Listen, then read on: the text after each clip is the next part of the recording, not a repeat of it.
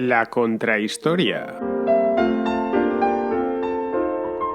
Un programa presentado y dirigido por Fernando Díaz Villanueva.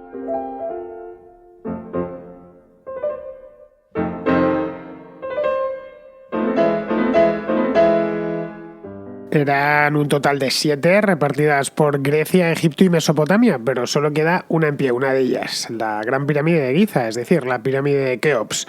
El resto fueron cayendo a lo largo de los siglos, unas veces por causas naturales y otras por mano del hombre, es decir, que las destruyeron en algún momento de la historia, y hoy todo lo que queda de ellas, pues en muchos casos son simples ruinas, en otros casos no queda absolutamente nada, que a pesar de ello, a pesar de que son simples ruinas, siguen recibiendo cientos de miles de visitantes cada año.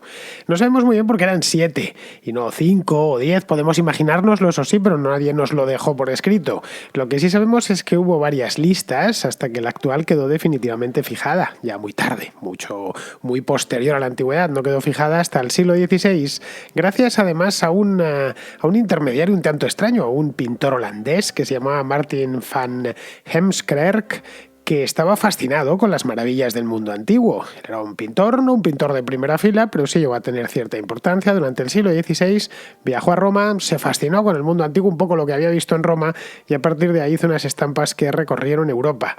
Estas 7 que pintó Heemskerck eran los jardines colgantes de Babilonia, el coloso de Rodas, la estatua de Zeus en Olimpia, la ciudad de Olimpia, donde nacieron las Olimpiadas, el templo de Artemisa en Éfeso, el faro de Alejandría, el mausoleo de Halicarnaso y la Gran Pirámide de Giza, con la que hemos empezado, la pirámide de Keops. Cada una de ellas tiene su propia historia, como es lógico, no son todas de la misma época, aunque sí coincidieron, al menos coincidieron en pie, quiero decir, en los primeros siglos antes de Cristo.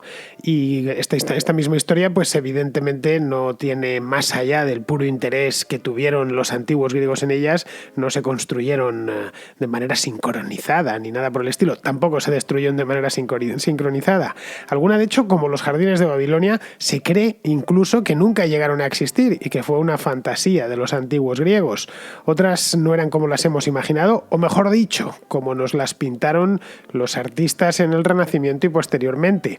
Ese, por ejemplo, es el caso del Coloso de Rodas, un gigante que se alzaba a horcajadas sobre la bocana del puerto de esta isla griega. Bien, sin entrar en más detalles, porque entraremos adelante después de la música, hoy en la contrahistoria vamos a verlas todas, por supuesto, y no solo las oficiales, sino también las que pasaron por estas listas de maravillas en la antigüedad y las nuevas, es decir, las que se han creado a raíz, pues, del interés por las 7 maravillas del mundo antiguo. Se crearon ya en el siglo XXI, hace relativamente pocos años, se creó una nueva lista con las 7 maravillas, no propiamente del mundo moderno, pero sí del mundo actual.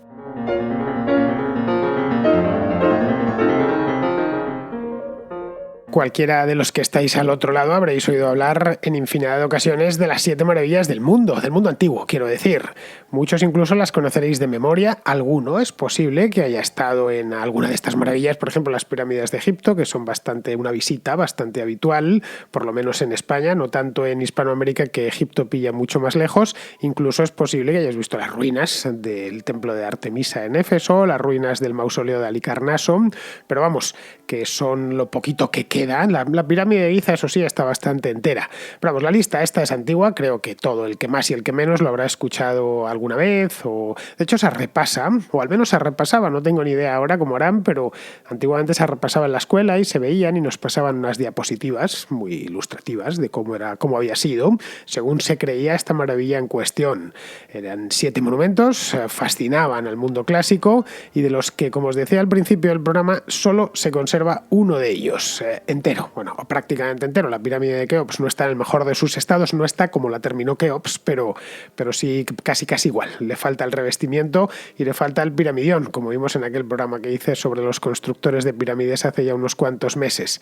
La idea de las 7 maravillas está tan asentada entre nosotros, quiero decir, no ya entre los antiguos, que cuando nos encontramos ante un monumento grandioso, y esto a veces no sucede, no necesariamente tiene que ser la pirámide de Keops, decimos que es la octava maravilla del mundo. Muchas veces ni siquiera lo merecería ese título, pero decimos esto es la octava maravilla del mundo.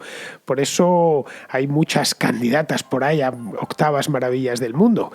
Casi cada país tendrá un montón de ellas que las bautizan, las rebautizan como octava maravilla del mundo. Bien, para ver las 7, eso ya lo veremos más adelante, las nuevas maravillas del mundo, vamos a centrarnos primero en las 7 originales. Otro de los efectos secundarios de las 7 maravillas, de estas 7 que ya os he relatado, os he enumerado, mejor dicho, en la introducción, ha sido la búsqueda de las 7 maravillas del mundo moderno, es decir, de cuántas maravillas arquitectónicas tenemos ahora mismo de cualquier época que se mantienen o se conservan, si no completamente enteras, si prácticamente enteras. Para eso también hay lista que, si nos da tiempo al final del programa, pues ya la veremos. Vamos a ver primero las 7 maravillas del mundo antiguo. Esa lista, de cualquier manera, como os podéis imaginar, está muy discutida, pues porque todos quieren tener una maravilla en su país. Esto se sometió a votación hace, pues ahora ya casi va para 20 años la cosa, cuando una fundación suiza lo hizo. Claro, no hay quien se ponga de acuerdo. Se terminaron poniendo de acuerdo porque se votó por internet y por teléfono, pero bueno, vayamos primero con las del mundo antiguo, que esto a fin de cuentas no deja de ser un programa de historia. La primera pregunta que cualquiera se hace, que yo por lo menos me hice en su momento cuando tuve la primera noción, era un niño evidentemente, porque de estas cosas te enteras cuando eres niño, es ¿por qué eran 7 maravillas?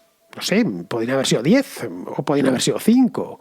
A mí me parece que 5 o 10 son números más redondos que 7. Creo que a vosotros también os lo parecerá.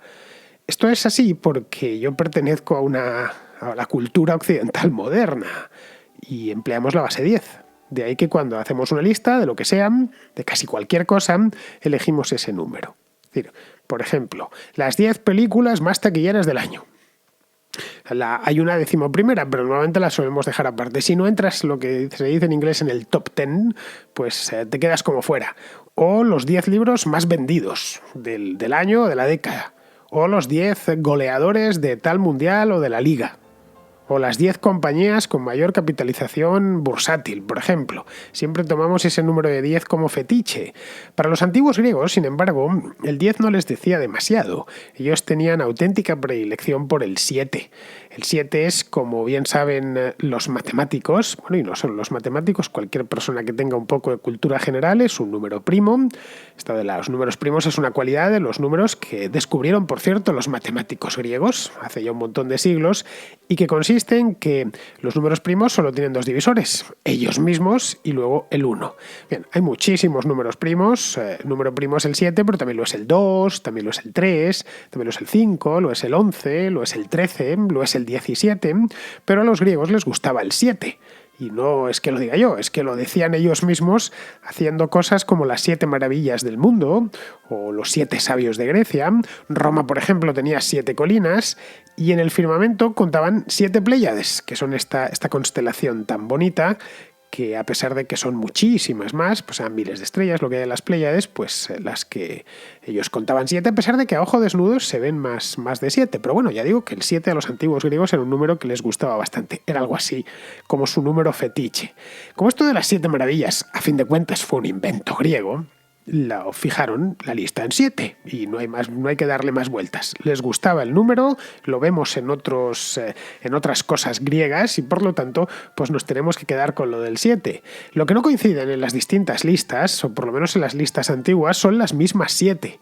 La lista, como os he comentado antes por encima, fue cambiando durante la antigüedad hasta que quedó fijada finalmente ya muy tarde, cuando la antigua Grecia hacía milenios que había desaparecido. Fue fijada en el siglo XVI y aquí surgiría otra pregunta. ¿Por qué hacer listas? Claro, es otra de las preguntas que a mí en su momento me brotaron de manera natural. Dije, bueno, ya está, 7. Pues la razón, y me lo explicó un profesor, recuerdo. Me explicó lo de los 7 sabios de Grecia. Me dijo, es que a los griegos antiguos les gustaba mucho el número 7. Tenían predilección por ese guarismo. Bien, la siguiente era, ¿por qué hacer listas? ¿Por qué los griegos hacían listas y en cambio los egipcios no hacían listas? Ojo, los egipcios tenían un montón de monumentos, templos y demás, estatuas, obeliscos y de todo para hacer listas. Tampoco las hacían los hititas, tampoco hacían listas los sumerios, qué sé yo. El mundo mediterráneo y el mundo mesopotámico estaba lleno, el creciente fértil estaba lleno de monumentos dignos de ser vistos, y en cambio nadie se le ocurrió a ninguna de las civilizaciones antiguas se le ocurrió esto de hacer listas. Fueron los griegos los primeros en meterse a algo como esto, que por lo demás nos parece tan contemporáneo. Esto de las listas hoy, pues en el siglo XX y en el siglo XXI es muy habitual. Pues he puesto lo de las 10 películas más taquilleras o... Caray, los 40 principales, ¿no? Que es un programa de radio que existe en todos los países desde hace décadas y que tiene las 40 canciones, los 40 temas que esa semana más se escuchan. Son, como vemos, un múltiplo de 10, no es los 7 principales, sino los 40 principales. Si fuesen los 10 principales, pues habría un problema porque estarían pasando las mismas canciones todo el día por la radio. Bien, la razón por la cual los griegos se metieron a hacer listas, allá por el siglo 3-4 a.C., hay que ir a buscarla. Es una razón fácil de entender, ¿eh? Hay que ir a buscarla en las campañas de Alejandro Magno. Tras aquellas campañas victoriosas y la muerte del propio Alejandro Magno, la cultura griega se expandió por todo el Mediterráneo. Más se expandió con una fuerza inaudita con respecto a lo que había hecho antes. Con esto no estoy diciendo que los griegos la cultura griega antes de Alejandro Magno no estuviese presente en el Mediterráneo, lo estaba y mucho. Hasta ese momento los griegos se habían dejado ver por todas las costas del mar Mediterráneo. Habían de hecho fundado colonias muy grandes en lugares más o menos lejanos de la Hélade. Pero que eran a fin de cuentas simples colonias, es decir, ciudades habitadas por griegos. Algunas llegaron a ser de un tamaño importante, como las que fundaron en Sicilia, por ejemplo, y en el sur de Italia, en el Tacón de la Bota y en la Punta de la Bota. Bueno, a toda esa zona se la terminó llamando Megale Hellas, no digo más, es decir, de Magna Grecia, por traducirlo al español. Así es como la llamaban los propios griegos, la Grecia Grande, porque Italia, evidentemente, la península itálica es más grande que la península helénica. Ocupaba la Magna Grecia, no era toda Italia. Ocupaba lo que hoy son las regiones sureñas, el Mezzogiorno, que llaman en Italia, la región de Apulia, la Basilicata, la Campania, la región de Calabria y, bueno, también Sicilia, buena parte de Sicilia, no completamente estas regiones, pero sí buena parte. Allí, de hecho, fundaron polis propiamente dichas de gran importancia, como pueden ser, y que siguen existiendo muchas de ellas. El caso de Tarento. Tarento es una ciudad importante que está en la región de Apulia, en Italia. En Apulia hay 2 grandes ciudades, una es Bari, la otra es Tarento. Fundaron Siracusa, esto está que sigue existiendo también, aunque hoy es pequeñita, eso sí, no tiene la importancia de Tarento. O fundaron la propia Nápoles, que es sin duda la ciudad greco-italiana más importante de todos. Nápoles es muy fácil además saberlo porque la palabra lleva incorporada la palabra polis. Nápoles, el nombre viene del griego Neápolis, es decir, ciudad nueva. Bueno, la cuestión, como os decía, es que la cultura griega estaba ya muy extendida, más o menos en torno al siglo V a.C., bastante extendida por el Mediterráneo, más allá de Italia. Los griegos habían llegado a lo que es hoy el sur de Francia, la ciudad de Marsella, habían llegado también a España, lo que es hoy las costas españoles, por ejemplo, la colonia griega de Ampurias, que está en la provincia de Gerona, pero vamos, no sería hasta finales del siglo IV, tras las conquistas de Alejandro Magno, cuando se convierte en la cultura griega en una cultura predominante en el Mediterráneo, especialmente en el Mediterráneo oriental, que era, por descontado, en aquel entonces la parte más poblada y la parte más próspera del Mare Nostrum, es decir, es justo lo contrario de lo que sucede hoy en día. Los países más ricos ribereños del Mediterráneo son Francia, Italia y España. Pues hace 2.500 años o 2.300 años la zona más rica es lo que hoy es Egipto, lo que hoy es Siria, lo que hoy es Turquía, la más poblada, la más rica, la más culta, etc. Bien, pues en toda esa zona del Mediterráneo oriental, a partir de las conquistas de Alejandro Magno, que tras Alejandro vienen una serie de reyes helenísticos, pues se convierte en una especie de verdadera Magna Grecia, es decir, una Grecia gigantesca. Aquello se le conoce con el nombre de mundo helenístico. No es que ellos lo conociesen así, es que lo conocemos nosotros a efectos de pura referencia. Era un mundo en el que el griego se fue poco a poco convirtiendo en la lengua franca, es decir, los mercaderes empiezan a utilizar el griego como lengua franca, empieza a haber gobernantes griegos en distintas partes. De hecho, llegó a haber gobernantes griegos griegos o de origen griego en territorios tan distantes entre sí como Egipto, por ejemplo, el Egipto de los Ptolomeos, o Siria o Asia Menor, sus gobernantes durante mucho tiempo fueron griegos directamente venidos de Grecia o, en la mayor parte de los casos, de origen griego. Bien, pues en este mundo helenístico, posterior a Alejandro Magno, es donde nace lo de las 7 maravillas. Ellos no las llamaban maravillas, eso sí, ¿eh? Otro punto importante, yo creo un pequeño detalle que os lo voy a relatar. A ver, esto de 7 maravillas proviene de una mala traducción de la palabra teamata, que al parecer en griego significa vistas. O sea, simplemente las 7 vistas del mundo sería. Se la tradujo como taumata, que significa en griego maravillas. De ahí, de esa mala traducción, se pensó que ellos decían 7 maravillas del mundo. No, lo que ellos estaban diciendo, que decían verdaderamente eran algo así como las 7 vistas, no sería una traducción, las 7 cosas que ver, los 7 imprescindibles que tenían que ver los habitantes de esa zona, de esa región del mundo. Es decir, un poco como estos libros modernos, supongo que los habéis visto, ¿no? 100 películas que ver antes de morir, 100 libros que leer antes de morir, etc. Pues era un poco lo mismo. Las 7 cosas que tienes que ver. Las 7 cosas que tienes, aquí habría que ir al verbo original, a teamata, pues no sé si antes de morir, pero que merece la pena ver. Aquí encontramos, de hecho, otra característica importante. No es que fuesen construcciones notables, que por supuesto lo eran, cualquiera de las 7 maravillas del mundo antiguo, tomemos la lista que tomemos, eran construcciones notables, sino que merecía la pena acercarse a verlas. No se limitaban solo a decir que eran unos monumentos extraordinarios, sino que eran monumentos extraordinarios que merecían un viaje. Luego nos encontramos en un mundo muy integrado, extraordinariamente integrado, en el que la gente se desplazaba, no diré todos los días, no existía todavía Ryanair y EasyJet, pero sé que se movían de Grecia a Siria, de Siria a Egipto, de Egipto a Grecia, etc. Y apareció algo parecido, no exactamente lo mismo, a lo que hoy entenderíamos como turismo.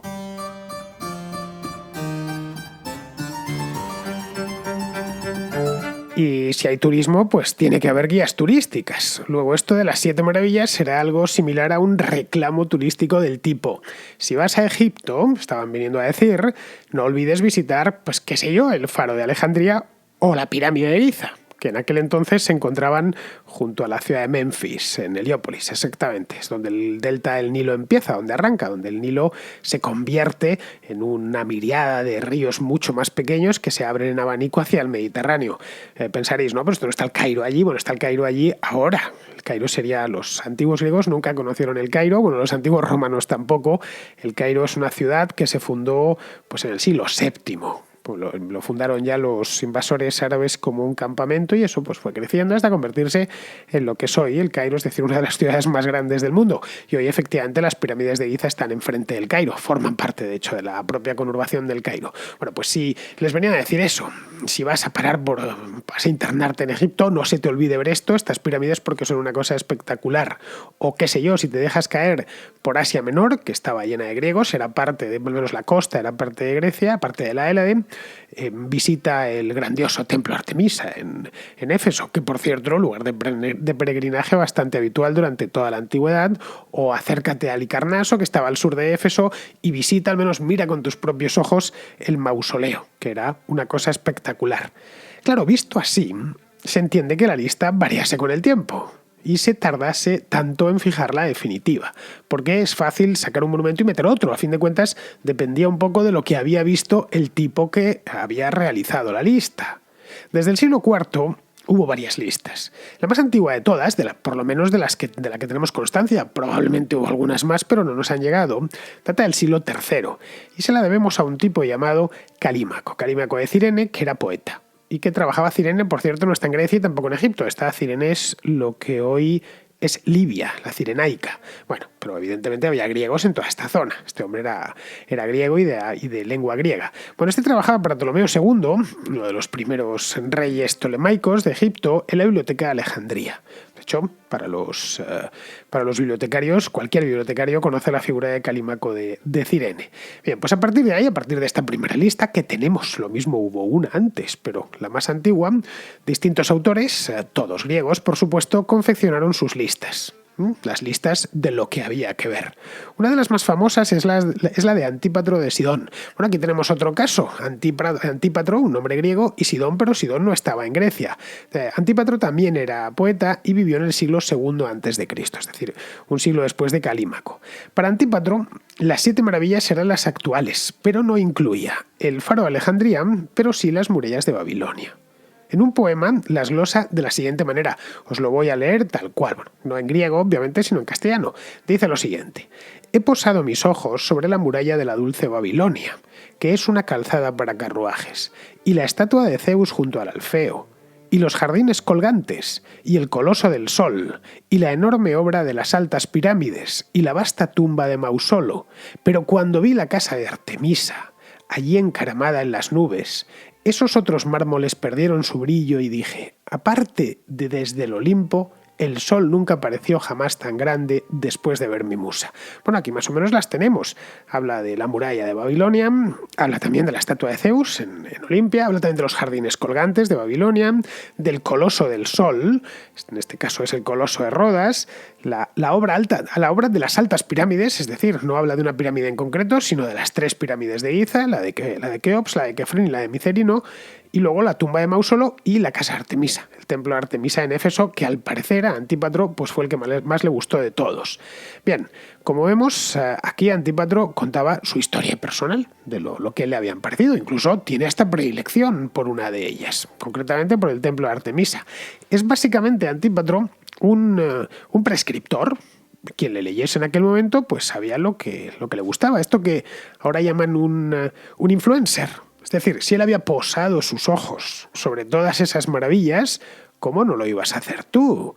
Que tenías el libro en la mano, el papiro en la mano, le estabas leyendo y se entiende pues que admirabas al poeta.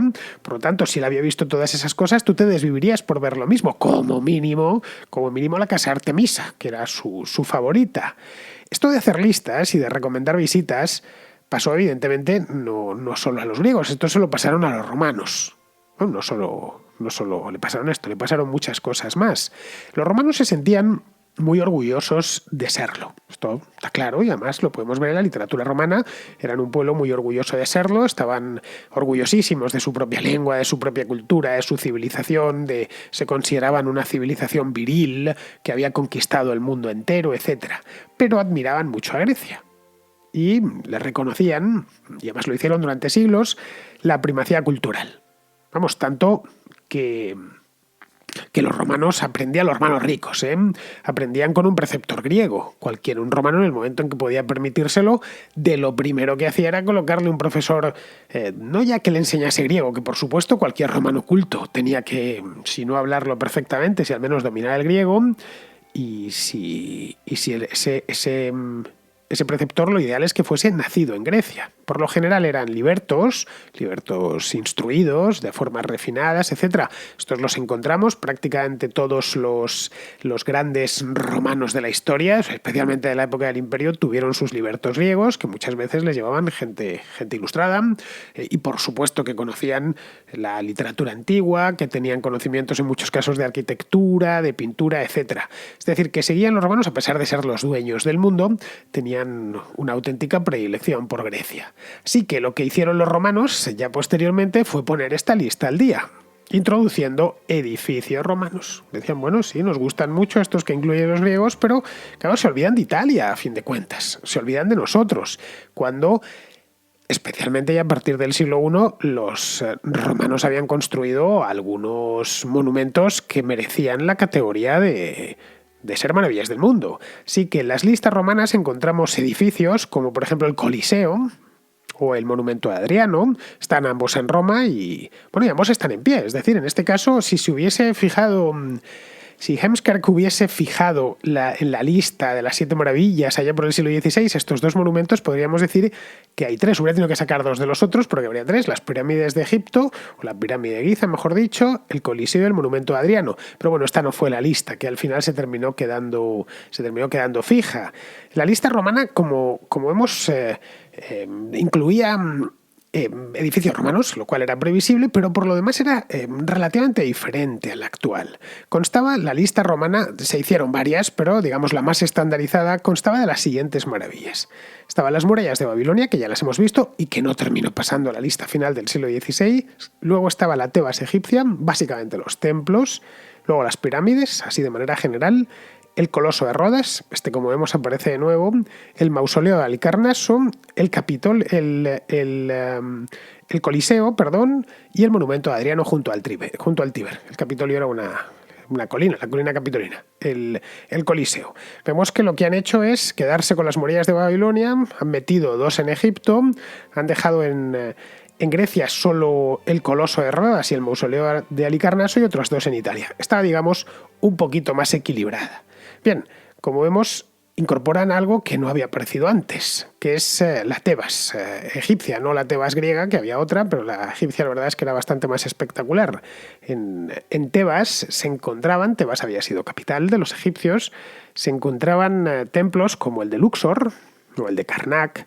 Tebas, de hecho, estaba a un paso del Valle de los Reyes y de numerosos templos funerarios de los principales faraones del Imperio Nuevo. Tebas, la verdad es que más que una maravilla en sí, era una ciudad llena de maravillas, eso es lo cierto. Hoy de hecho sigue siéndolo, hoy Tebas no existe, pero ya no se llama Tebas, hay una ciudad ahí, pero se llama Luxor. Está justo donde está el templo de Luxor. Pero bueno, volvamos con las maravillas. Esta lista romana duró bastante tiempo, claro, porque el Imperio Romano fue muy longevo. Aunque a principios de la Edad Media, en tiempos de Beda el Venerable fue un monje británico del siglo VIII después de Cristo, por supuesto, no creo que haga falta que lo remarque, ya había cambiado notablemente. El propio Beda elaboró su propia lista en un libro que además lo tituló así, Las Maravillas del Mundo, en la que se mantenía el Coliseo, pero salía el monumento a Adriano, y entraba de nuevo el templo de Artemisa en Éfeso, que por cierto, esto seguramente Beda el Venerable no lo sabía, para el siglo VIII pues ya había desaparecido de la faz de la tierra, es decir, había sido completamente destruido. Lo destruyeron, el templo de Artemisa lo destruyeron los godos durante una incursión. Además, fue de las maravillas del mundo antiguo que se destruyeron antes. Una incursión goda durante la fase ya final del Imperio Romano, una incursión que habían bajado hasta Asia Menor, pero fue aún así 2 siglos antes de que desapareciese por completo el Imperio Romano Occidente en el siglo III. Bueno, evidentemente, Beda hablaba de oídas. Lo cierto es que este hombre nunca salió de Gran Bretaña, que como os podéis imaginar en el siglo VIII Gran Bretaña era como el fin del mundo, un lugar lejano, un lugar apartado, poco poblado y especialmente pobre. Pero bueno, el hecho es que debieron llegar a él noticias, algunos libros, quién sabe, algunos papiros en los que pudo leer que existían estas maravillas. Así que, como os podéis imaginar, para Beda el Venerable, ciudades como Éfeso, como Alejandría o como Rodas, pues eran tan desconocidas como la cara oculta de la luna. Es decir, que simplemente podía imaginárselas.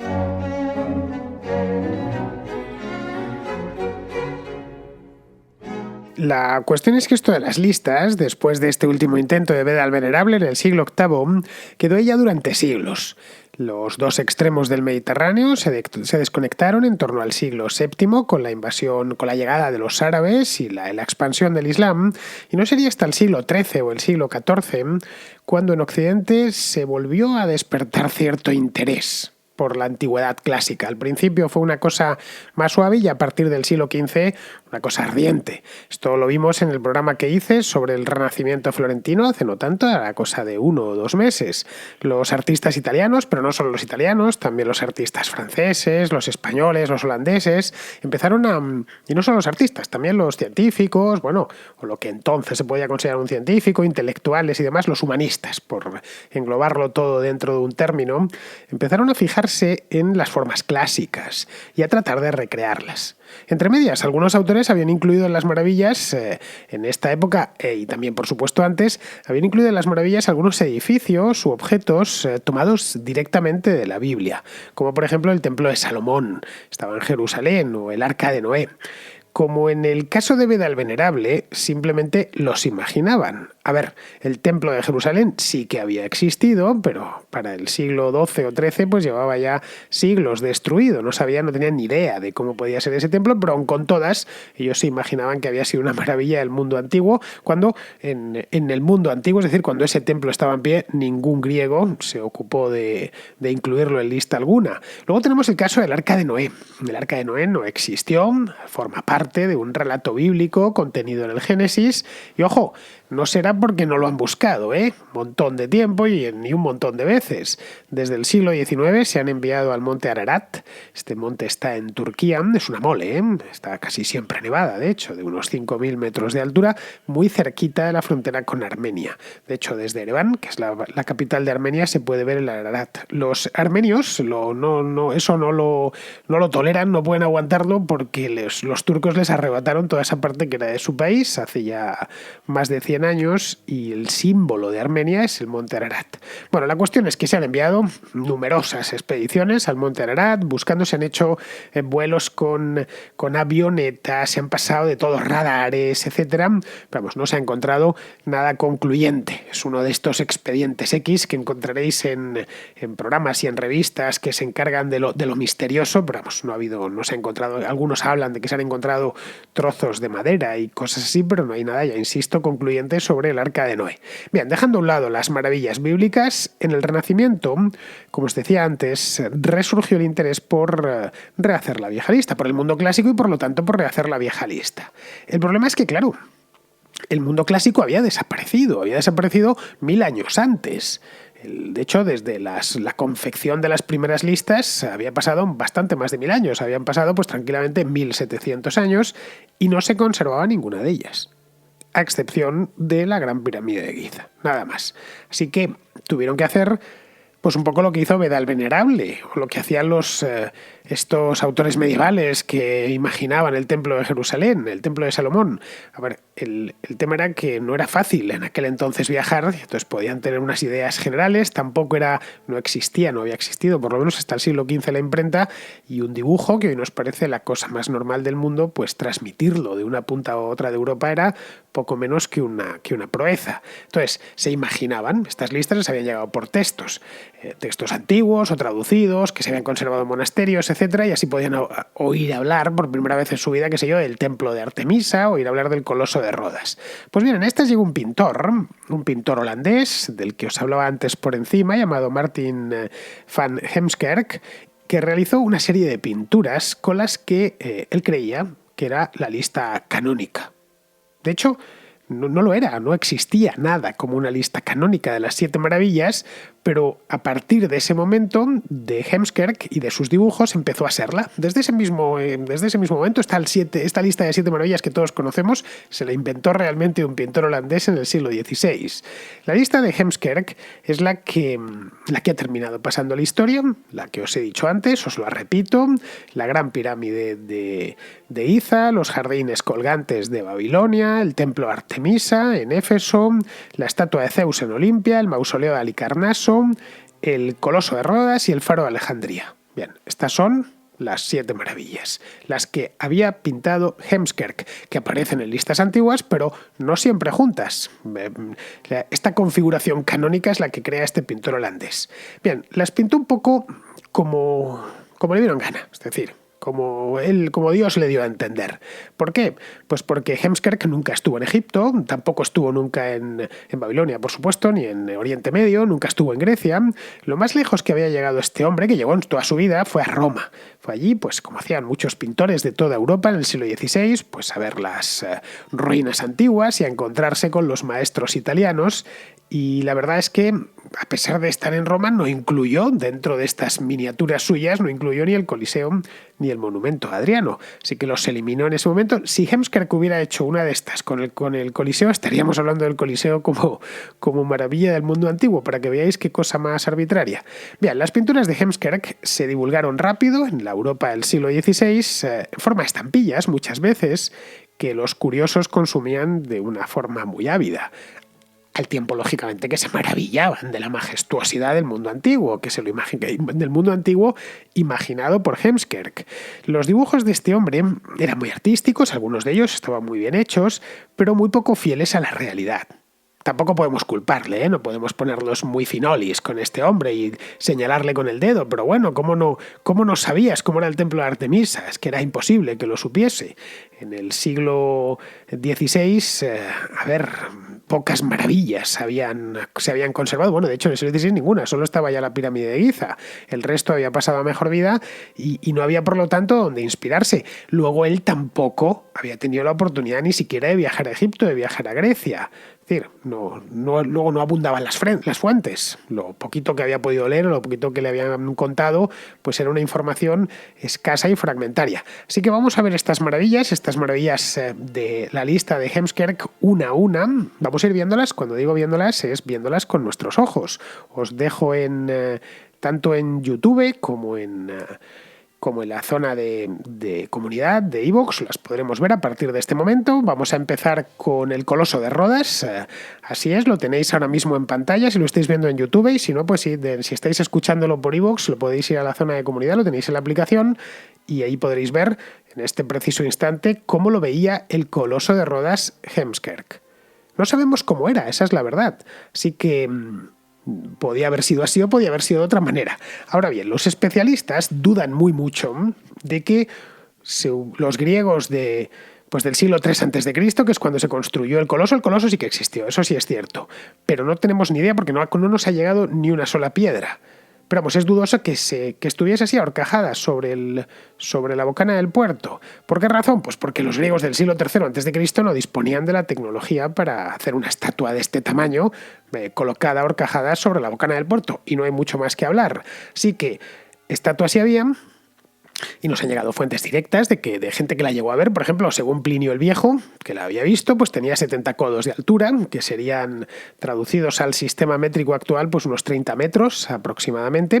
Ojo, era una estatua bastante alta, ¿eh? La Estatua de la Libertad de Nueva York mide 46 metros de altura. La verdad es que del Coloso de Rodas, a pesar de que es realmente la única maravilla que coincide en todas las listas, lo cual debió ser una estatua digna de ser vista, no duró mucho en pie. Se concluyó en el año 292 a.C. y un terremoto. Esa zona es muy sísmica, tanto Grecia como Turquía, también el norte de Egipto, es una zona sísmica porque se cruzan varias fallas. Ahí es donde entra en contacto la placa africana con la europea, etc. Hay una serie de movimientos. Bueno, se ve claramente por la placa de Anatolia, hay cada 2 por 3 problemas de terremotos en la Turquía actual. De ahí que algunas de las maravillas, el responsable de que se destruyesen fuesen los terremotos. El caso del Coloso de Rodas no solo fue un terremoto la derribó, la tiró al suelo. Esto fue en el año 226 a.C., se había terminado en 292, luego estuvo solo 66 años en pie, muy poquito tiempo. Lo que hicieron los rodenses fue dejarla tumbada al lado de donde había estado levantada. Y ahí se quedó pues durante casi 1000 años, hasta que ya en el siglo VII los musulmanes atacaron la isla y se llevaron el bronce con el que la habían construido casi 1000 años antes. No sabemos qué aspecto tendría, no tenemos ni idea, pero vamos, se entiende que sería algo parecido a lo que vemos ahora, lo que tenemos ahora mismo en pantalla. Esto es una reconstrucción, pero podría ser de esta manera o de otra. Lo que sí podemos imaginar es que sería una estatua así, efectivamente, como nos decía Plinio, de unos 70 codos de altura, es decir, de unos 30 metros. Bien, sigamos con Babilonia, mejor dicho, con los jardines colgantes de Babilonia, o las murallas de Babilonia en general, que es otro de los motivos antiguos que encontramos en las listas. Vemos cómo la tenemos en pantalla ahora mismo, vemos cómo Heemskerk pintó la ciudad. Esto es un grabado, lo que tenemos no escatimó acción. Si os fijáis, en este aspecto, estas cosas se las trabajaba bastante bien. Era un pintor en condiciones, que sabía lo que quería ver el espectador. Digo que no escatimó acción porque en primer plano tenemos a un jinete enfrentándose a un león con un arco en la mano. Detrás ya se puede ver la ciudad y los jardines al fondo. Babilonia era una ciudad importante, fue una ciudad muy importante. Fue donde murió, es la Babel bíblica, fue donde murió Alejandro en el año 323. En aquel momento era ya una ciudad decadente, cuando murió Alejandro, quiero decir. Es decir, No, bueno, aquí si vemos el río, también se ve unas trirremes ahí en el río. Hizo un poco lo que le vino en gana Heemskerk. Pero bueno, el hecho es que volviendo a lo anterior, cuando murió Alejandro en el año 323, la ciudad estaba ya, no estaba a las últimas, pero ya estaba decayendo. Más lo sería, al morir, Alejandro tenía la idea, si no se hubiera muerto tan joven, de convertirla en capital de su imperio, pero no pudo ser. Así que, tras su muerte, uno de sus sucesores, que se llamaba Seleuco I, trasladó la capital de su imperio a Seleucia, que estaba en la ribera del Tigris. Babilonia estaba en la del Éufrates, y a partir de ahí ya Babilonia fue perdiendo importancia, hasta quedar prácticamente deshabitada.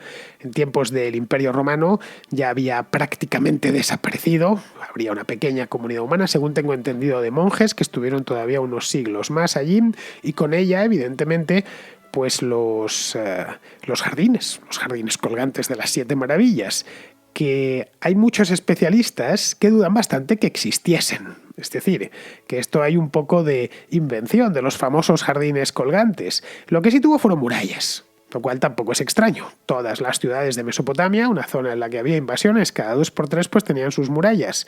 La ciudad quedó olvidada, las murallas en Mesopotamia se construían básicamente en adobe, de ahí que se haya conservado poco. Esta ciudad quedó olvidada, se fueron fundando otras ciudades, que se llama Persépolis, nacieron un montón de ellas, Nínive en toda esta zona, la mayor parte de ellas en ruinas, y luego ya en el siglo XX se realizaron algunas excavaciones. Pero no sería hasta la década de los 70, del siglo pasado, cuando Saddam Hussein, a quien recordaréis por la famosa guerra de Irak, decidió reconstruirla no completamente, pero sí parcialmente, en una de las intervenciones más polémicas, intervenciones arqueológicas más polémicas de los últimos 50 años. Lo que hizo fue, aparte de construir un palacio para él, para su uso personal, encima de las ruinas, justo enfrente del río Éufrates, lo que rehizo fueron, aparte de eso, las murallas, que tienen el aspecto que vemos en esta imagen. Como veis, son unas murallas que no tienen en principio nada de especial. La verdad es que a mí, si me pedís mi opinión personal, os diré que esto es un poco un crimen, pero podía haberlo dejado como estaba, haber excavado las ruinas para ayudar a entender qué había sido aquella ciudad, pero claro, después de este destrozo, pues difícilmente, no sé muy bien cómo, tendría que preguntárselo a Alberto Garín, pero después de una cosa como esta, como para ponerse ahora a excavar. De hecho, si os fijáis, delante de la muralla hay una superficie en cemento.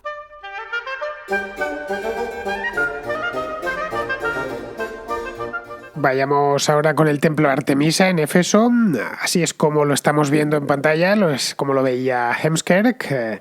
Ya sé que parece una iglesia del siglo XVI, pero es que Heemskerk era un hombre del siglo XVI y era lo que entendió como un gran templo. Evidentemente esto que estamos viendo, además es la última moda de la arquitectura del siglo XVI, esa arquitectura que ya va abandonando poco a poco el Renacimiento y se va metiendo en la arquitectura casi barroca, pero bueno, él entendía que eso era un gran templo que podría haber sido griego. En fin, ya digo, no le podemos culpar, él es lo que tenía a su alrededor. Su imagen del mundo clásico pues estaba muy limitada en todos los aspectos. Vemos, eso sí, en esta imagen del templo de Artemisa de Heemskerk, vemos a unos canteros tallando unas columnas en primer plano. No sé para qué querrán esas columnas. El templo real tenía columnas, este templo renacentista, que creo Heemskerk no las tenía, tenía unas pilastras adosadas en la primera planta, pero bueno, y la segunda también, pero nada más, y unas estatuillas y tal. El templo real, el original, sí que tenía muchísimas, era un templo gigantesco, levantado junto a la ciudad de Éfeso. Esto está en la actual Turquía, no existe hoy, lo que hay es una ciudad pequeñita que se llama Selçuk, pero las ruinas de Éfeso son auténticamente maravillosas. Si tenéis que hacer un viaje arqueológico, y os lo digo de verdad, ida a Éfeso, es de los mejores destinos arqueológicos del mundo. Bien, este templo no está en el centro de la ciudad, ni muchísimo menos, está a las afueras, o estaba a las afueras, ya digo, es una ciudad que está en ruinas. Se levantó en el siglo VI a.C. Como vemos, es un templo bastante antiguo. Medía, según se ha podido saber, 115 metros de largo por 55 metros de ancho. Tenía una columnata de 127 columnas de 18 metros de alto cada una. Es decir, era un pedazo de templo, en una palabra. ahora. Y como comparación, conoceréis el Partenón de Atenas. Bueno, pues el Partenón de Atenas, que ya cuando vamos allí nos parece un pedazo de templo. El Panteón de Atenas tiene, para que nos hagamos una idea, 70 metros de largo frente a los 115 del templo de Artemisa, por 30 de ancho frente a los 55, y tiene 50 columnas de 10 metros de alto. Siendo el Partenón un gran templo, imaginaos si colocamos encima de la Acrópolis de Atenas un templo como el de Artemisa de Éfeso. No queda nada el de Artemisa, bueno, queda muy poquito, ahora lo vamos a ver. Tendría un aspecto similar al que estamos viendo en este grabado. Es un grabado del siglo XIX, pero bueno, incluso hay creo que es en Estambul.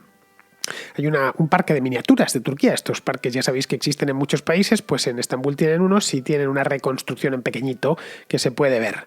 Por desgracia, no lo podemos ver así. Afortunadamente no se ha reconstruido como hizo Saddam Hussein con las murallas de Babilonia, pero vamos, apenas queda nada de él. Quedan poco más que unos tambores de las columnas. Yo estuve allí por allá hace 3 años y todo lo que queda de él pues es lo que estamos viendo en esta fotografía. La foto es mía, es decir, esta la podéis ver, la subí a la Wikipedia y de ahí es donde la he tomado, porque yo pues libero al procomún bastantes de mis fotos, de hecho, sobre todo cuando estoy por ahí, para que las pueda disfrutar todo el mundo. Bueno, al fondo, como podéis ver en esta fotografía iba a decir del templo de Artemisa, no, es de lo poquito que queda del templo de Artemisa. Lo que podéis ver es veis una mezquita muy antigua, por cierto, de las más antiguas de Turquía, y luego detrás, ya sería en tercer plano, se puede ver la Basílica de San Juan, que fue levantada en el siglo VI, una basílica bizantina, las ruinas de la Basílica de San Juan, que se levantó por orden de Justiniano. Y luego más atrás, todavía diríamos ya en cuarto plano, vemos el castillo de Selçuk, que es ya del periodo otomano. En aquel lugar, como podéis apreciar, la historia se amontona una capa sobre la otra. Ya os digo, ir a esta parte de Turquía es una auténtica delicia. Además pilla muy cerca del mar, está una localidad balnearia de playas y hoteles que se llama Kusadasi, así que se pueden hacer unas vacaciones maravillosas en las que uno puede tener historia y además puede tener unos días de playa estupendos, porque el mar Egeo es de los mejores mares del mundo para bañarse. Bien, Éfeso por lo demás, aparte del templo de Artemisa, es una auténtica maravilla.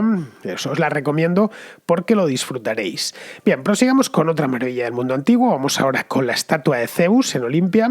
Así es como estamos viendo, es como la imaginó Heemskerk. Y muy desencaminado no andaba, esta es la verdad. Al igual que con el caso Artemisa patinaba por todos los lados, en el caso de la estatua de Zeus no. ¿Por qué? Pues porque sabemos que era una estatua sedente. Eso para empezar. ¿Por qué lo sabemos? Lo sabemos gracias a descripciones. Las descripciones puede ser que nos engañen, eso es cierto. Pero no solo las descripciones, sino que nos han llegado monedas y nos han llegado medallas, en las que se ve a un Zeus en el anverso de la moneda o de la medalla, sentado en un trono, con una Nike, una virgen, una estatuilla alada, una victoria alada. Bueno, Nike en griego significa victoria. La Nike la tiene en la mano derecha y un cetro en la mano izquierda. Bien, esta estatua, de la que ya os digo, no se conserva absolutamente nada, más allá de estas monedas y estas descripciones que nos han llegado desde la antigüedad remota. Esta la hizo un escultor ateniense, escultor y arquitecto, pero sobre todo escultor, básicamente escultor, que se llama Fidias, le conoceréis, muy, muy famoso, su propia obra en el Partenón habla por él. Esto la hizo en el siglo V a.C. y se colocó la estatua esta en concreto en el templo de Zeus en Olimpia. Allí pasó muchísimos siglos, pero un montón de siglos, no penséis que no fue el Coloso de Rodas, estuvo allí durante casi 1000 años. Cuentan que Calígula quiso llevársela a Roma.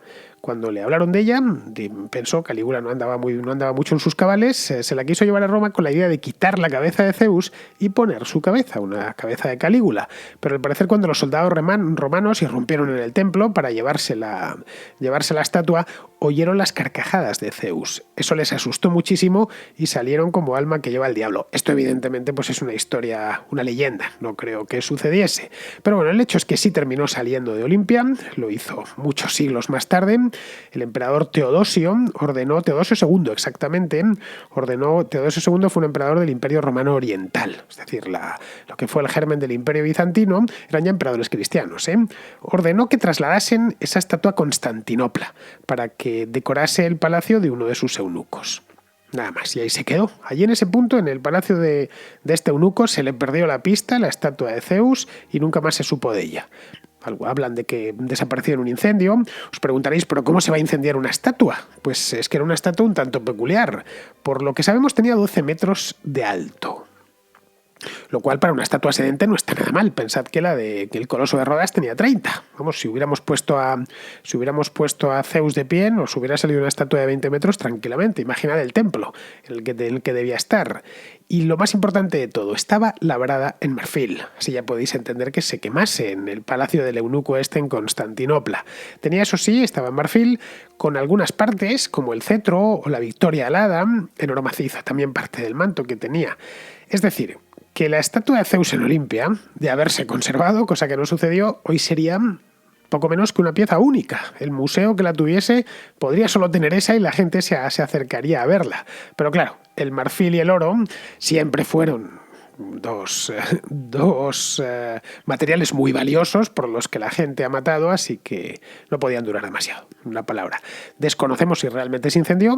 El oro sobreviviría al incendio, se utilizaría para otras cosas y el marfil no. El marfil desaparecería o directamente el oro lo expoliaron en algún momento en Constantinopla y el marfil pues se reutilizó para hacer otras cosas. El marfil se puede cuartear y hacer otro tipo de objetos. Aún así, tuvo, como digo, una vida bastante larga de casi 1000 años, lo cual ya de por sí es algo notable, sobre todo teniendo en cuenta que era una estatua tan valiosa per se. El valor intrínseco de los materiales con los que estaba hecha era muy alto. Era y seguiría siendo muy alto. Bien, prosigamos con el mausoleo de Halicarnaso. A ver, este mausoleo no se conserva en su estado original, pero no desapareció del todo hasta mediados del siglo XV. Este tuvo una vida muy, muy larga. Cuando a mediados del siglo XV un terremoto acabó como le pasó al Coloso de Rodas y como veremos ahora le pasó al Faro de Alejandría, hubo un terremoto que acabó con lo poco que quedaba. Bueno, había ido desgastándose y degradándose con el tiempo y al final lo último acabó con este terremoto. Os preguntaréis si las piedras, bueno, pues las piedras las reutilizaron para otros edificios, entre ellos el Castillo de San Pedro, que está allí en el mismo Halicarnaso que construyeron los caballeros de la Orden del Hospital, que venían del Hospital de Jerusalén, que venían de Tierra Santa. Halicarnaso no la busquéis en el mapa porque existir existe, pero no por ese nombre, y es una ciudad turca que se llama Bodrum y era en su momento, cuando se llamaba Halicarnaso, era una ciudad helenística al sur de la costa del Mar Egeo, de Asia Menor, unos cuantos kilómetros al sur de Éfeso, justo enfrente de la isla de Kos y no muy lejos de la de Rodas. Es decir, aquí lo que tenemos es dos maravillas del mundo antiguo prácticamente juntas, el Coloso y el mausoleo de Halicarnaso. Bueno, pues ahí en el siglo IV a.C. hubo una poderosa satrapía del Imperio Persa. La satrapía de Caria se llamaba toda esa zona, que en aquella época gobernaba, en el sátrapa de Caria era un tal Mausolo, que llegó a ser un tipo poderoso y que conquistó y que tuvo bueno, más que conquistas, porque estaba todo conquistado, todo hay que decirlo, ya en aquel entonces lo que tuvo era prosperidad, lo que le permitió construirse este mausoleo. Al morir, su esposa, que también era su hermana, por cierto, encargó a 2 arquitectos que se había traído de Grecia que levantasen una tumba fastuosa para su hermano y esposo. Y la verdad es que fue muy fastuosa. Era una tumba que tenía 45 metros de alto, que no está nada mal, un cuerpo macizo abajo y sobre él una especie de templo, una columnata rematada por relieves. Y sobre la columnata una cubierta a 4 aguas, en la que había una cuadriga triunfal. Más o menos presentaría el aspecto que estamos viendo en este momento. Hoy, por supuesto, está completamente destruida, y no tanto por mano del hombre como por mano de los elementos. Tuvo el terremoto del año 1404, había tenido varios antes, obviamente había ido cayendo poco a poco, y nada, pues lo tiró al suelo y las piedras se reutilizaron. Aun con todo, si vais a Bodrum, que es, bueno, aunque Bodrum merece la pena, no tanto como Éfeso, pero merece la pena, esa zona del sur del Egeo es muy bonita, está también el Castillo de San Pedro, que merece la pena verlo, es mucho más moderno y además tiene un tiempo estupendo, un tiempo atmosférico, quiero decir. Bueno, la cosa es que este mausoleo estuvo, pues es lo mismo, estuvo en pie 1700 años. Heemskerk se aproximó bastante a su aspecto real, todo hay que decirlo. Aunque no incluyó la columnata, esto lo estamos viendo ahora, que es el elemento más notable de todo el monumento. Esta maravilla de la antigüedad tuvo otro efecto secundario, que supongo que ya habréis notado. Consiguió que la palabra mausoleo signifique lo que significa. Es es decir, una tumba de cierto porte o como mínimo un monumento funerario. Cuando vamos a un cementerio, por lo menos en España, decimos, no, aquí están las tumbas y allí están los mausoleos, es decir, los ricos del cementerio que se han podido construir una tumba muy grande. A eso se le llama mausoleo. Entiendo que en otros países hispanos sucederá lo mismo. Pero vamos, que en otros idiomas mausoleo significa exactamente lo mismo. Mausoleo en español o en italiano significa eso mismo, mausoleo, luego en portugués se dice mausoleu, igual que en catalán, mausolé en francés, mausoleum en alemán o en inglés. Es decir, que al final mausolo pues ha pasado a la historia y ha pasado a la historia con mucha fuerza. Cada vez que pronunciáis esta palabra, y es una palabra que, hombre, no pronunciamos todos los días, pero sí bastantes veces a lo largo de nuestra vida, recordad que se debe a un antiguo sátrapa persa de la región de Caria del siglo IV a.C.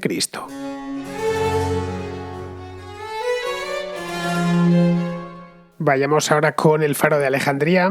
Este faro existió, partamos de ahí, existió por supuesto, y no es un invento, no son los jardines de Babilonia, vamos, los jardines colgantes.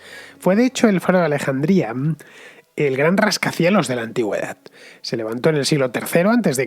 en el puerto de Alejandría, la misma entrada del puerto de Alejandría.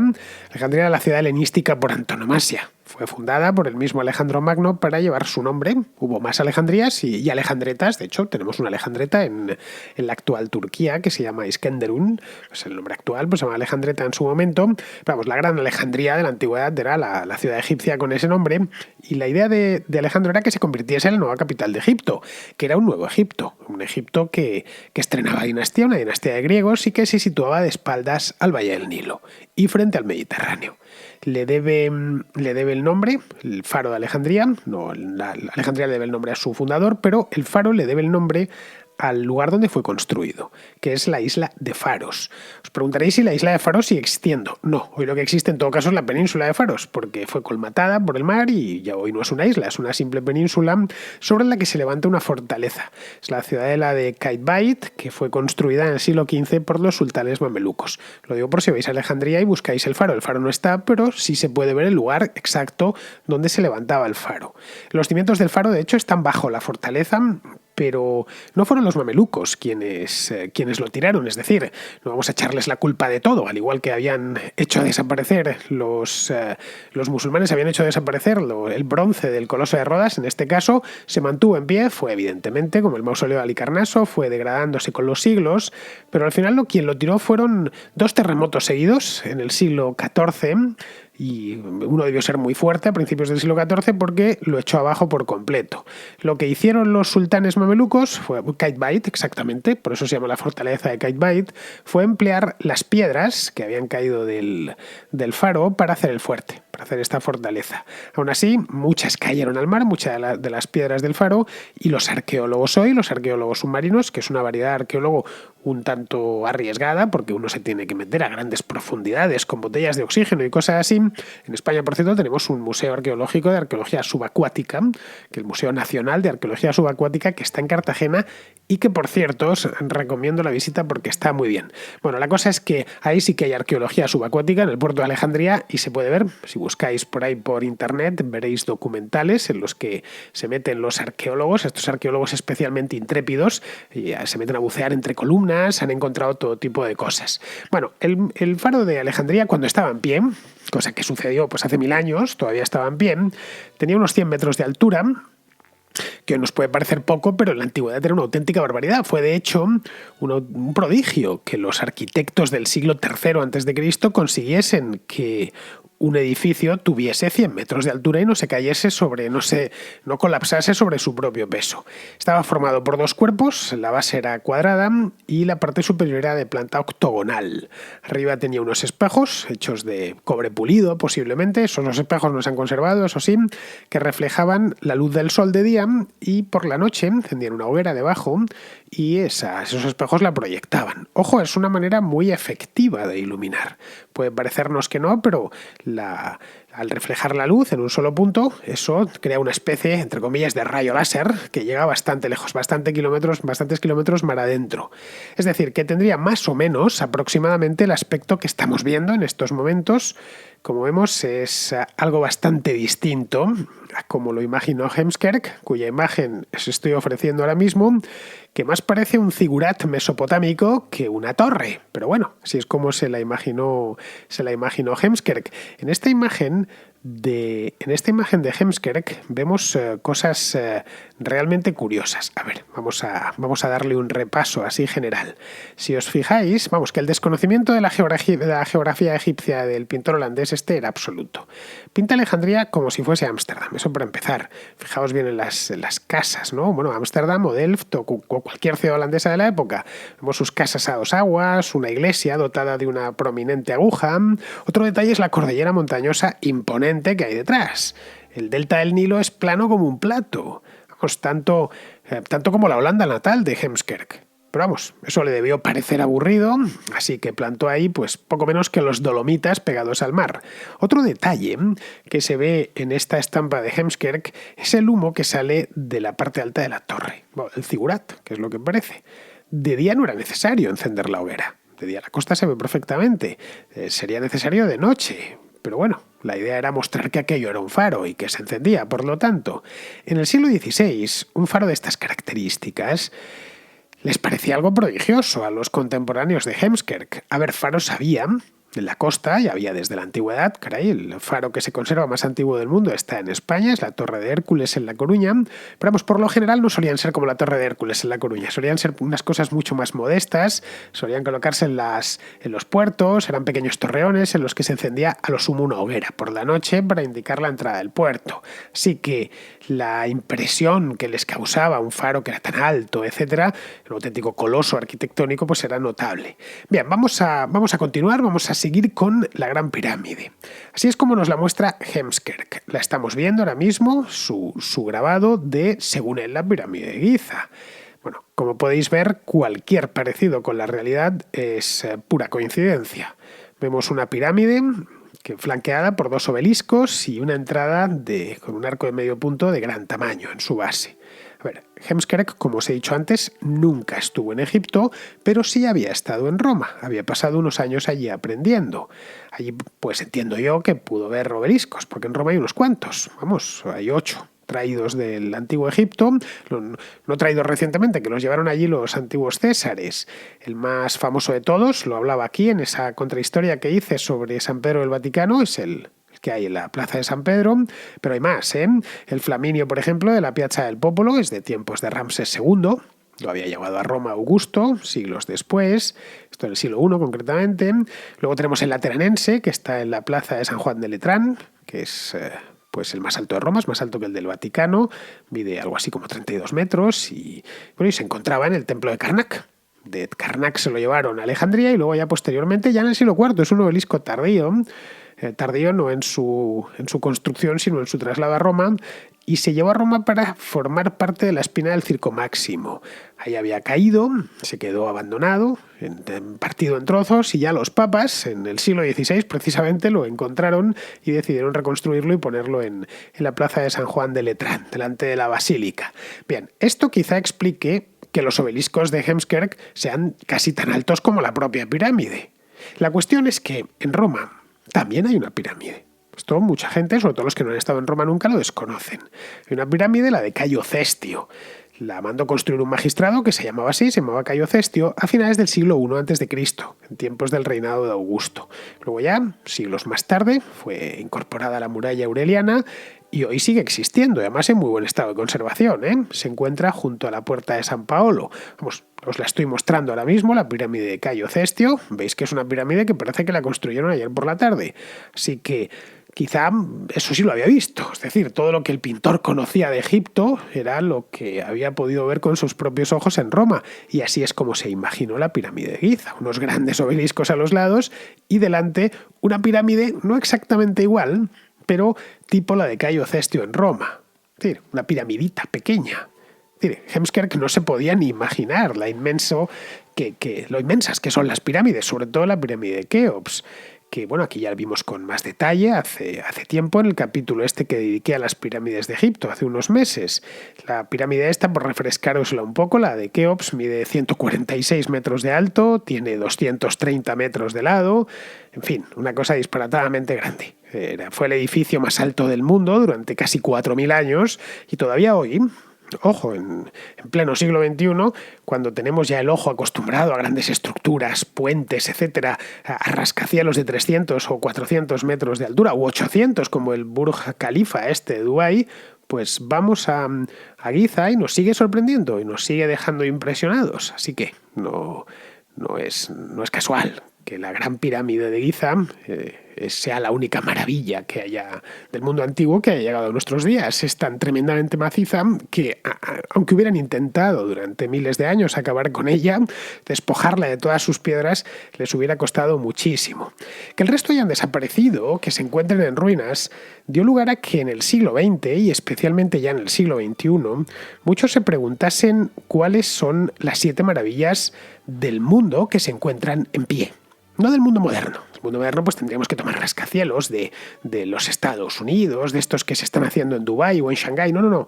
De las grandes construcciones hechas por el hombre desde el origen de los tiempos y que se conservan en pie. Bien, en el año 2000 arrancó una campaña mundial para elegir las 7 maravillas del mundo. Solo les quedaba una, que era la pirámide de Giza, que la convirtieron en algo así como la 8ª maravilla honorífica. El resto, claro, no puedes hacer de maravilla el mundo a los jardines de Babilonia, que no se sabe si existieron, o al coloso de Rodas, que está completamente desaparecido, o al templo de Artemisa en Éfeso, que queda poco menos que una columna y encima ni siquiera es original, la fueron poniendo en tiempos modernos, como hemos visto en esa foto que tomé yo hace 3 años. Así que bueno, necesitaban monumentos antiguos que llevasen desde entonces, desde su construcción, o estuviesen, si no completos, más o menos completos, y que perteneciesen un poco no solo al mundo clásico, sino a todas las culturas del mundo. Bien, la campaña partió de una fundación suiza llamada New Seven Wonders Foundation.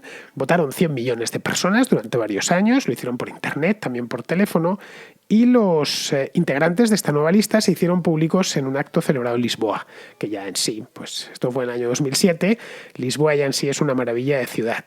Bien, se podía elegir entre 200 monumentos de todo el mundo, y los ganadores fueron los siguientes. Tomad nota, lo digo porque si queréis visitarlo, que también podría ser. Por un lado tenemos la Gran Muralla China, luego la ciudad de Petra en Jordania, la ciudad de los nabateos, el Coliseo de Roma, aquí sí entra ya en la nueva lista, la ciudad de Chichén Itzá en México, la de Machu Picchu en Perú, el Taj Mahal de la India y el Cristo Redentor de Río de Janeiro. Hubo evidentemente mucha polémica. Luego quedaron finalistas, unos cuantos, quedaron como finalistas otras maravillas, que no son menores, por cierto, como la Acrópolis de Atenas, los Moai de la Isla de Pascua en Chile, Santa Sofía de Estambul, la Estatua de la Libertad de Nueva York o la Ópera de Sydney, que en este caso pues tendríamos un edificio contemporáneo.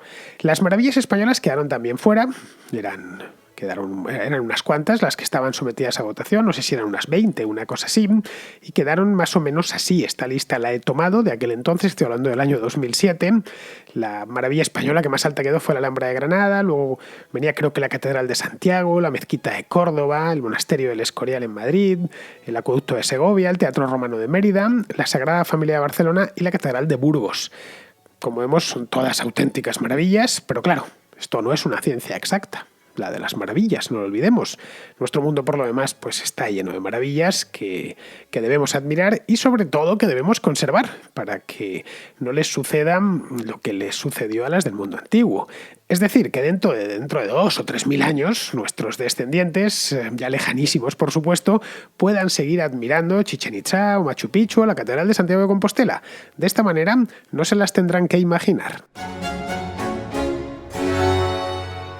Tras este recorrido por el tiempo y por el espacio, porque nos hemos movido de Babilonia a Grecia, de Grecia a Egipto, de Egipto a Roma, pues este que hemos hecho hoy con mucho gusto por mi parte, porque era un programa que tenía intención de hacer desde hace bastante tiempo y que además creo recordar que me ha pedido algún oyente en algún momento, pero bueno, después de esto vamos a pasar ya a las preguntas de los contraescuchas que tienen su lugar dentro del programa, que es el contrasello.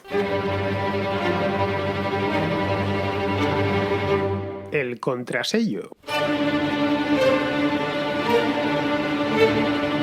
el espacio de ruegos, preguntas y reflexiones de la contrahistoria.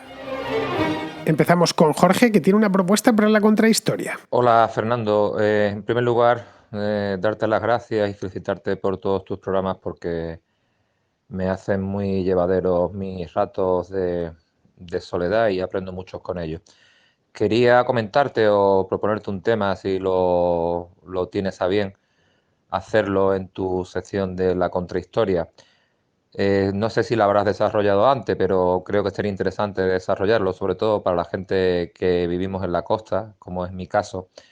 Y es el tema de los ataques de los piratas berberiscos durante el siglo XV y el siglo XVI y cómo se ideó todo el sistema defensivo de las Torres Almenaras, porque donde yo vivo, en la provincia de Málaga, toda la costa está plagada de este tipo de torres almenaras, y también es interesante cómo algunos municipios, algunos pueblos que en aquel tiempo estaban en la costa, tuvieron que trasladarse al interior, a la zona montañosa, para evitar los ataques de los piratas y evitar también los secuestros que hacían de las personas y las retenían para pedir rescate. Y bueno, me parece un tema interesante, parte de nuestra historia y parte de nuestra cultura, porque ahí siguen en pie las Torres Almenaras. Algunas no están bien conservadas como deberían estar, otras sí. Y bueno, y creo que es un tema que sería de interés para todas las personas que vivimos en las costas andaluzas, incluido también en las costas levantinas. Nada más y muchas gracias por tu tiempo y atención. Pues no, mira, Jorge, nunca he hablado de piratas, ni de los berberiscos, ni de los del Caribe, pero no es mal tema en absoluto, ¿eh? Vamos, que me apunto la idea. Normalmente solemos pensar en piratas y lo hacemos en el Caribe, probablemente por influencia de Hollywood, cuando lo cierto es que el mar que estaba infestado de piratas y que estuvo durante siglos infestado de piratas no fue tanto el Caribe como el Mediterráneo.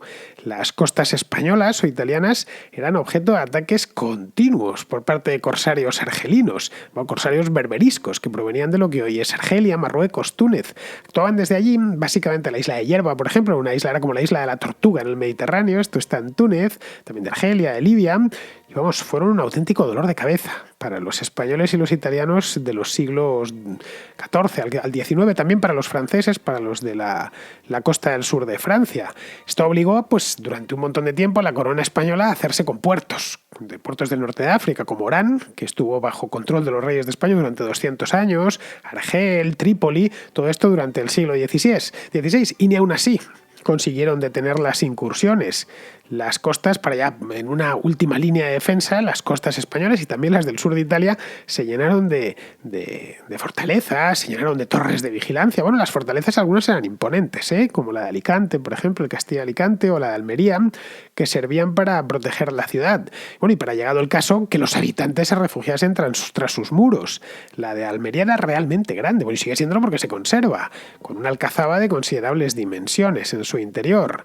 Pero vamos, torres de guardia se pueden ver en toda la costa mediterránea, desde Cádiz hasta Cataluña. De ahí proviene el famoso dicho que decimos muy a menudo de moros en la costa. Lo de no hay moros en la costa, pues era una cosa que se decía. Si no había moros en la costa, uno podía salir, por ejemplo, a pescar o a cualquier otra cosa, ¿no? Y si había moros en la costa, pues había que refugiarse cuanto antes o ir hacia el interior. Las incursiones solían ser rápidas, las de estos piratas, pero muy destructivas. Los piratas no solo buscaban el saqueo, es decir, llevarse todas las cosas de valor, el oro, las joyas que encontrasen y que fuesen transportables, sino lo que buscaban básicamente era cautivos. Es decir, atrapar cristianos que luego se los llevaban a los puertos del norte de África y pedían un rescate por ellos. Caray, Miguel de Cervantes fue cautivo en Argel. Aunque a él no le atraparon en la costa, a él le atraparon en una galera, la que regresaba de Italia junto a su hermano. Pero vamos, que Cervantes se comió 5 años en Argel hasta como esclavo, hasta que fue rescatado. Él intentó escapar 4 veces, pero no lo consiguió, y ya al final fue rescatado por unos frailes trinitarios que le devolvieron a España. Pero yo pago ese importe. Eso, había un montón de los mercenarios también se dedicaban a esto. Vamos, que como veis el tema da mucho de sí, de manera que creo que más tarde, más pronto que tarde, haré un programa sobre él. Bien, vamos ahora con Alberto, que tiene otra sugerencia. Hola Fernando, mando este audio para darte una sugerencia para una contrahistoria. A ver si podías hablar sobre la historia del liberalismo, desde sus orígenes, ahora pues supongo que ya varios cientos de años, bueno, 200 años por lo menos, hasta su estado actual, ¿vale? Y pasando, bueno, pues quiénes han sido las mentes más brillantes y, bueno, los hechos más destacables. Yo creo que es un tema muy interesante y la verdad que yo tengo mucha curiosidad en conocer más sobre el tema y pues estoy seguro que sabes un montón sobre ello. Venga, gracias y un saludo. Pues mira, Alberto, no sé qué decirte. No sé yo si esto de la historia del liberalismo podría llegar a ser un tema un poquito árido. Aunque, bueno, si encuentro cómo hincarle el diente sin que aburra a la audiencia, pues quizá, no sé, quizá puede ser que me salga algo interesante. La verdad es que no había pensado en hacerlo. No he hecho ningún programa, de hecho, de historia de las ideas ni de historia del pensamiento económico. ¿Por qué te preguntarás? Pues básicamente porque entiendo que puede llegar a ser algo aburrido. Es decir, no, son historias en las que tampoco hay mucha acción, que difíciles de ilustrar. No sé, a no ser que estés muy interesado en él, pero bueno, te prometo darle una vuelta para ver si encuentro el modo de contar algo como lo que me pides sin dormir a los escuchas, que por supuesto es mi última intención. Bien, pues ya vamos a terminar, vamos con Rafa, que nos habla de Bernardo de Gálvez. Hola Fernando, bueno, lo primero felicitarte por tu programa y yo quería hablar sobre una persona. Yo llevo unos años viviendo en Estados Unidos y sobre una persona, un conquistador español llamado Bernardo de Gálvez, que bueno, es una persona histórica que yo he conocido aquí en Estados Unidos. Hace poco en la Embajada de España en Washington DC han puesto una estatua de él, porque no hace muchos años, si no recuerdo mal, en 2014, el Congreso americano le nombró ciudadano honorífico, cargo que solo 9 personas ostentan en la historia de este país. Bernardo de Gálvez, que fue un conquistador español que vivió sobre aproximadamente la segunda mitad del siglo XVIII, fue embajador de Luisiana. Creo que recordar que fue embajador. Todo estamos hablando de la corona española. Y bueno, me llama la atención que los yanquis, que son muy celosos a la hora de poner flores a otras potencias, a otros países, hayan reconocido la figura de esta persona, y la importancia que tuvo en la guerra, en la guerra americana, en la guerra contra los colonos británicos, ¿no? La guerra de la independencia. Bueno, hoy en día está demostrado y está reconocido que Bernardo de Gálvez fue una persona clave en la independencia de Estados Unidos contra los británicos. Y nada más, era simplemente bueno, para ver si hay materia suficiente para hacer una contra de este personaje, que creo que ha sido muy importante en la historia de Estados Unidos y un personaje histórico español de relevancia. Un saludo. Pues mira, Rafa, hace un año, prácticamente un año, en marzo del año pasado, le dediqué un contracorte, que es estas mini contrahistorias que hago para patronos y para fans del programa. Se lo dediqué en exclusiva a Bernardo de Gálvez, así que no está hecha una contrahistoria, pero está hecho un contracorte, que es una contrahistoria en pequeño, ¿no? Lo tienes en el archivo por si lo quieres escuchar. Te lo he ido a mirar, es del día 12 de marzo de 2019, es decir, hace poco más de un año. Pero vamos, Gálvez, que tuvo una vida muy novelesca, no fue un conquistador, fue virrey, ya estaba todo conquistado cuando vivió Gálvez. Gálvez es de la segunda mitad del siglo XVIII, él fue muy importante, fue virrey de Nueva España y también gobernador de la Luisiana española. Fue también el que levantó el castillo, por lo menos el que ordenó levantar el castillo de Chapultepec, en Ciudad de México. Pero vamos, por lo que le ha terminado siendo más famoso y lo que le ha valido que le hiciesen ciudadano honorífico de los Estados Unidos es por el papel que desempeñó en la Guerra de Independencia. Allí tuvo un papel estelar. Tomó Mobile en Alabama, bloqueó el delta del Mississippi para que no pasasen los ingleses y tomó Pensacola, que es el origen de toda su fama. Se la tomó a los británicos en una operación, la verdad, muy arriesgada, que ello le permitió, entre otras cosas, que España recuperase la Florida, cuando ya se firmó la paz de París. Como la toma de Pensacola fue un tanto heroica, Carlos III le recompensó con un condado, el condado de Gálvez, y también le recompensó con un lema. Podía unir a su escudo un lema, que es un lema muy famoso, que es yo solo, sin más, que es al parecer lo que había dicho antes de penetrar a solas en la bahía de Pensacola y derrotar a los británicos. La ciudad de Galveston, que está en Texas, se llama así en su honor, pero él nunca llegó a conocerla porque la ciudad es posterior, es ya del siglo XIX.